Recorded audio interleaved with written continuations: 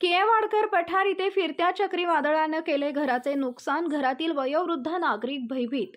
महाड तालुक्यातील केवाडकर पठार इथे आज दुपारच्या सुमारास फिरते चक्रीवादळ झाले। यामध्ये रखमाबाई चंद्रकांत वाडकर यांच्या कौलारी घराचं नुकसान झालंय, तर राजाराम वाडकर यांच्या घराचं देखील किरकोळ नुकसान केलंय। दिवसेंदिवस उन्हाचं प्रमाण वाढत आहे, त्यात नैसर्गिक फिरते चक्रीवादळ देखील होताना दिसत आहे। या फिरत्या चक्रीवादळाचा रखमाबाई चंद्रकांत वाडकर या वादळात थोडक्यात बचावले। ब्युरो रिपोर्ट, तेज मराठी न्यूज, महाड, रायगड।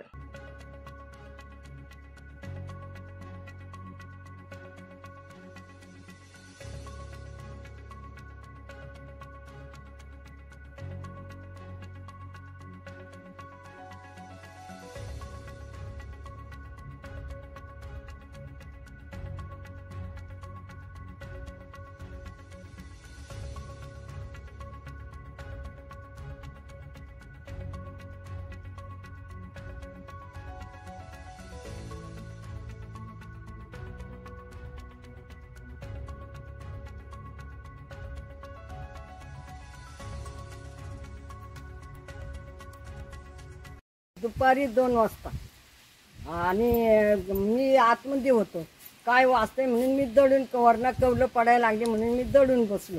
मग कसे जाऊ त्यातनं आणि दुपारी झालं बाबा, दुपारी झालं। दुपारी किती कौलं गेली तुमची? आता किती हा सबन मऊल गेला ना, हा 2-3 पत्र गेलं। तुम्ही आतमध्ये घरातच होता? हो, घरातच होतो मी। मला काय माहिती असं अचानक लागलं, आवचित अचानक वारा आला? हो, अचानक।